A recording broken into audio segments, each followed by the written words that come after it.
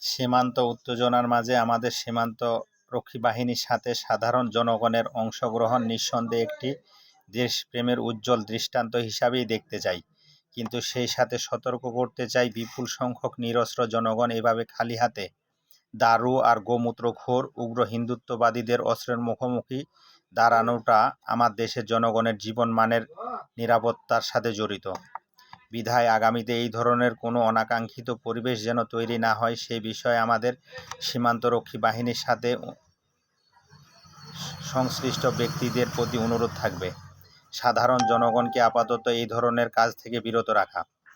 ইতিপূর্বে আমরা বহুবার প্রমাণ করছি যে এই বাঙালি জাতি বীরের জাতি। কারো দাসত্ব অথবা তাবেদারি করার জন্য আমাদের জন্মই হয়নি।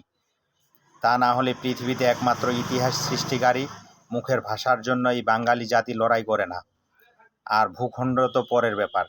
অতএব প্রয়োজন হলে অস্ত্রশস্ত্র ও প্রশিক্ষণ নিয়ে আমরা ওই আগ্রাসী প্রতিবেশী রাষ্ট্রের বিরুদ্ধে সম্মিলিতভাবে ঝাঁপিয়ে পড়ব ইনশাল্লাহ।